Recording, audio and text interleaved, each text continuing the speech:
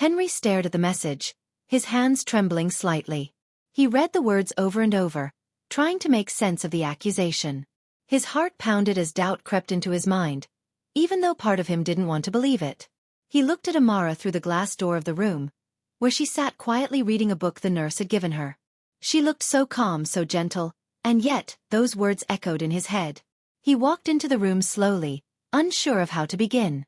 Amara looked up and smiled faintly, but her smile faded when she saw the concern in his eyes. "What's wrong?" she asked softly. Henry sat beside her and took a deep breath. "I got a message. Someone saying things about you. About before we met. About a guy named Chady." Amara froze. Her fingers tightened around the bedsheet. The name alone brought back memories she had tried to bury. Her lips trembled, but she looked at Henry and said quietly, "Chady was my friend, my childhood friend. But he changed. He became bitter when he found out I got married. He's lying." Henry didn't speak. He stared at the floor, the silence heavy between them. Amara's voice quivered, but she continued, "He tried to talk to me after I got pregnant, said he still wanted to be with me. I told him no. Maybe that's why he's doing this. I swear, Henry, I've never lied to you. I didn't even want to come to the city. I didn't plan any of this." Henry looked up slowly, his eyes meeting hers. For the first time, he saw not just a village girl but a woman trying to survive in a world that kept hurting her. Her honesty, her pain, and her strength were all laid bare in front of him. "I believe you," he finally said. "I'm sorry for even asking." Amara let out a shaky breath. Henry reached for her hand and held it tightly. "I won't let anyone tear you down again," he said. "Not my mother, not Vanessa, and definitely not some bitter liar from your past." From that day, something shifted between them. Henry became more protective, more present. He started showing up not just in duty but with intention. Talking to her, spending time, asking about the baby's movements. They took walks in the garden, shared quiet meals, and sometimes laughed about silly things. Amara began to feel lighter. The pain in her heart was still there, but now it was healing. Henry surprised her one evening with a small gift, a handmade wooden carving of a tree. "It reminded me of the mango tree," he said with a shy smile. "Where it all began." Amara laughed for the first time in weeks. "You remember?" "I remember everything now," he said. "And I want to make it right. Not because my father forced me, but because I choose to." She looked at him and saw a man finally facing his truth. But even as things began to mend, shadows still lingered. Unknown to them, Vanessa wasn't done. And in the village, Chady was preparing something more dangerous. Something that could destroy everything if it came to light. Henry's expression turned cold. He glanced toward the kitchen where Amara was humming softly, unaware of what was coming. He stepped in and spoke in a low voice. "Who is Chady?" Amara froze, her breath caught in her throat. Slowly, she turned to face him. "Chady?" she repeated, confused. "Yes. Who is he?" Henry asked again, more firmly this time. "Someone sent me messages and photos, saying you had something with him before the pregnancy." Her hands trembled. "He's lying," she said, her voice shaking. "Chady was my childhood friend. He liked me, but I never felt the same. When I found out I was pregnant, he came to our house, begging my mother to convince me to marry him. I refused. He's been bitter ever since." Henry stared into her eyes. He wanted to believe her, but something in him hesitated. "You're saying you never," he began. "I've only ever been with you," Amara cut in, her voice rising. "That night, under the mango tree. It was the first and only time. I swear it." Tears filled her eyes as she stepped closer. "I know I'm not from your world. I'm not polished or rich. But I am not a liar. I haven't cheated. I've faced enough humiliation, Henry. Please don't let this destroy me." The pain on her face broke something inside him. In that moment, he finally saw how much damage silence had caused. She'd carried the weight of shame and judgment by herself. He gently pulled her into his arms. "I'm sorry," he whispered. "I didn't know who to believe. But I believe you now. I see it in your eyes." Amara wept into his chest, clinging to the comfort she had longed for. The next morning, without telling anyone, Henry drove straight to the village. He arrived at Chaidi's compound and found him lounging beneath a tree, sipping palm wine. Chaidi chuckled mockingly when he saw him. "So the big city man returns," he sneered. "Finally here to see what your precious wife's been hiding?" Henry didn't waste time. "Why are you spreading lies about her?" Chaidi stood up, grinning. "That girl fooled you. She used you to escape her poor life." Henry stepped closer, eyes fixed on him. "Say another word, and I'll call the police right now." Chaidi's smirk faded. The threat was real. He backed off, mumbling, "Please, don't involve the police." Henry didn't say another word. He turned and left. When he got home, he went straight to Amara's room, kissed her forehead, and whispered, "It's handled." 2 weeks later, he surprised her with something she never expected. The backyard was decorated with fresh flowers, soft lights, and gentle music.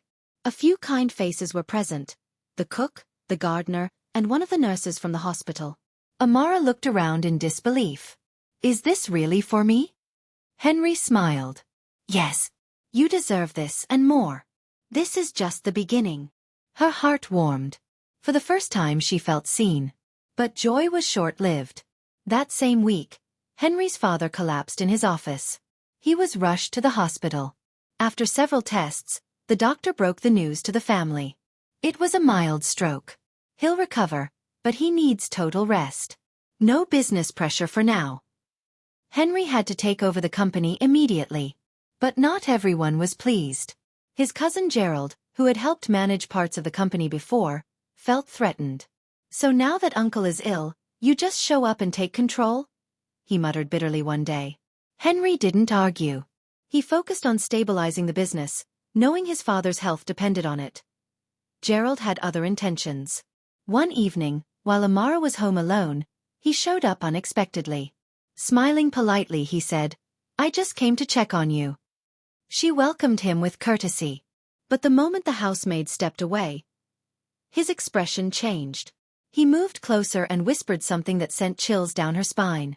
"You're too beautiful to be stuck with Henry. A girl like you deserves better. I've always liked you. You should be with me instead." Amara stood up, stunned. "You're insane.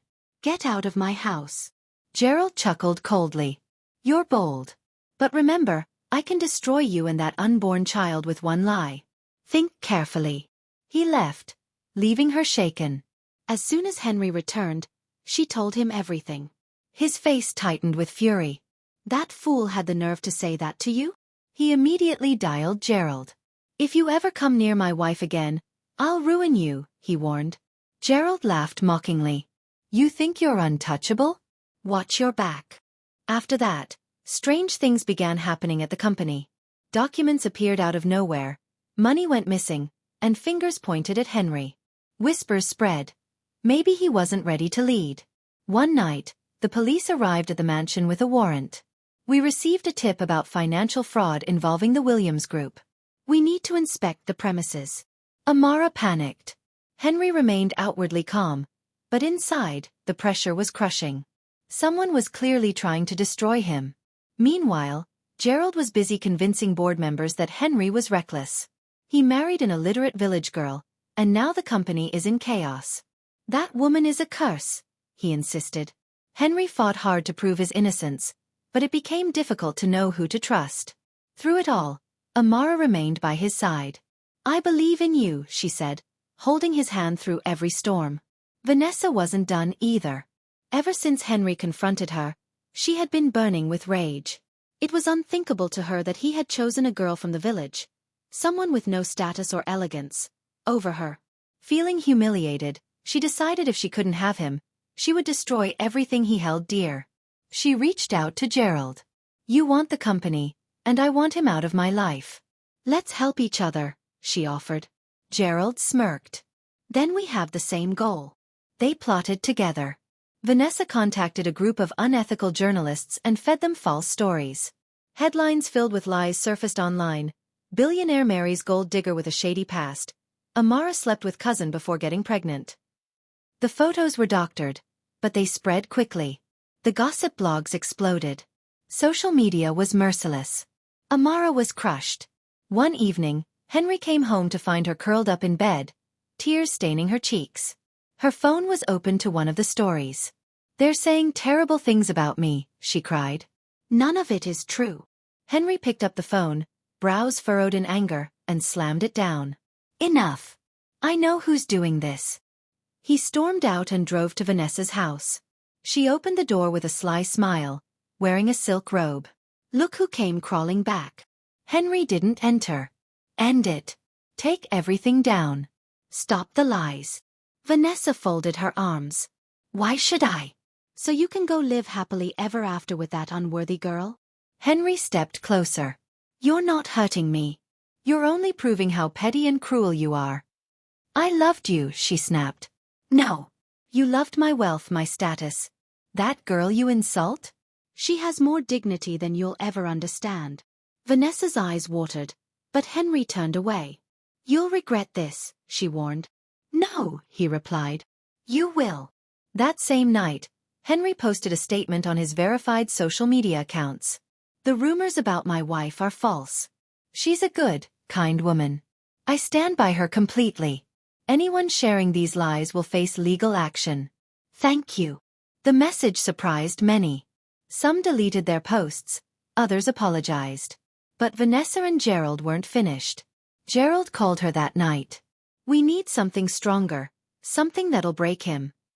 Vanessa smiled. "I know exactly what to do." 2 days later, the police stormed into Henry's office.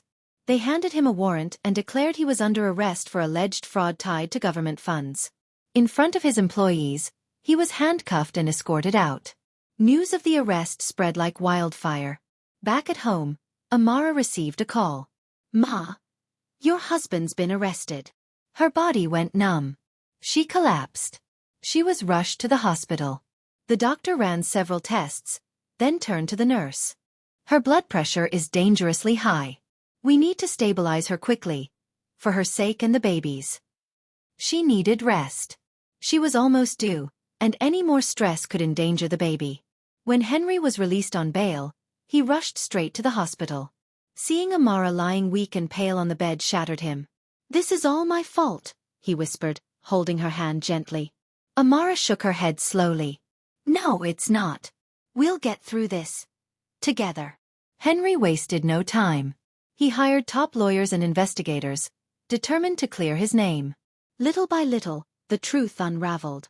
Every fake document used against him was traced back to Gerald, and they discovered Vanessa had funded the entire media smear campaign.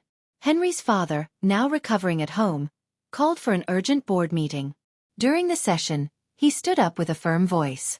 "I may be old and unwell, but I'm not blind. Gerald, Vanessa, you both tried to destroy my son. And you," he turned to Gerald, "you wanted this company so badly you were willing to ruin your own blood's future. You're fired. You should be in jail, but out of respect for your late father, I'll let the law decide." He then turned to Vanessa. "Your father will hear everything." Gerald was thrown out. Vanessa's family faced national disgrace. Her father called Henry privately, begging for mercy. A month later, Amara gave birth to a healthy baby boy. The moment Henry held his son, something inside him softened. "You're the reason I've changed," he whispered. With tears in his eyes, he looked at Amara. "Thank you for not walking away." They named the baby Nathaniel, a gift of God. Just as peace was returning, another shadow began to creep in. One evening, while Amara breastfed Nathaniel in the nursery, Henry received a disturbing call from his lawyer. "We found something strange. Your signature appeared on a land deal for a property you never purchased, and the company account's been used again. Someone is still trying to destroy everything." Henry's heart dropped. But Gerald's gone. Vanessa too. Who else could it be? "We're investigating," the lawyer replied, "but it's someone close, someone with access." The call ended. Henry looked around, unsettled. Trust was no longer a luxury. He boosted security, installed cameras even in his office, and told Amara everything. Though surprised, she remained calm. "Whatever this is, don't let fear control you. Stay focused. We'll be fine." That same night, a message arrived on Henry's private phone from an unknown number. "Your son is not safe. Watch your back, Mr. Billionaire." Panic rushed through him. He sprinted to the nursery. Amara was there, rocking Nathaniel peacefully. Henry didn't tell her what the message said. He simply stayed, holding his son and watching the shadows all night long. The next day, Henry's father called with a heavy voice. "There's something I never told you. Years ago, before I found wealth, I made enemies. Some lost everything and blamed me. One of them, Edwin Nagy, swore he'd ruin our family." Henry leaned forward, tense. "You think it's him?" "It's possible," Mr. Williams said. "He returned to the country last week." "He's dangerous." Henry clenched his jaw. "Then I need to find him before he reaches us." Meanwhile, Vanessa watched from the shadows. Though removed from their lives, she remained obsessed. Through a fake online profile, she monitored Amara's posts, baby pictures, happy moments, celebrations. Bitterness consumed her. One night, intoxicated and furious, she made a reckless move. She sent an email to Edwin Nagy. "If you want to destroy the Williams family, I can help. I know all their weaknesses, especially the girl and the baby." She hit send. 2 days later, unfamiliar men loitered around the mansion. Security noticed but dismissed them as vagrants. Until 2 a.m. While everyone slept, four masked men jumped the back fence and crept toward the nursery. As one opened the window, the alarm blared. Henry, already half awake, grabbed his phone and checked the cameras. He saw them. "Security! Wake up! We're under attack!" The guards stormed outside, catching 2 of the intruders. The other 2 fled. When the police arrived, the captured men refused to speak, until officers searched their phone. On it was a voice message from Vanessa. "Make it quick. No witnesses." The next morning, police arrested her. She denied everything, but the evidence was undeniable. The headlines exploded across the country. Senator's daughter arrested in attempted kidnapping of billionaire's son. Her father, unable to face the disgrace, resigned from politics. Back at the mansion, Amara sat quietly beside Henry. "Why do people hate us so much?" she asked, her voice low. Henry looked at her softly. "Because you came from nothing and now you have everything. Some people just can't bear to see a woman like you win." Amara smiled faintly. "But I never wanted all this. I only wished for peace." Henry took her hand gently. "And now you'll have it. I promise." But deep down, he knew the fight wasn't over. He contacted the country's top security firm and launched a private investigation into Edwin Nagy. If Edwin was behind everything, Henry would find proof and expose him. For Amara's safety, he brought her mother to the city. She was treated with care and respect, sleeping for the first time on a soft bed in a cool room, finally experiencing the comfort she had never known. One quiet Sunday morning after church, Henry stood in the garden with Amara. Holding a ring, he surprised her. "I know we're already married, but I never really proposed. Life pushed us together. But now, I'm choosing you, fully and freely. Will you marry me again?" Amara covered her mouth, overwhelmed with emotion. Tears streamed down her cheeks. "Yes. Yes, I will." But in the distance, danger still lurked. Edwin Nagy was watching and planning. That Monday morning, the house was calm. Amara was in the kitchen, helping the cook with breakfast, when Henry's mother, Mrs. Williams, walked in. She paused at the door, watching in silence, bitterness in her eyes. Amara turned and greeted her politely. "Good morning, Ma." There was no reply.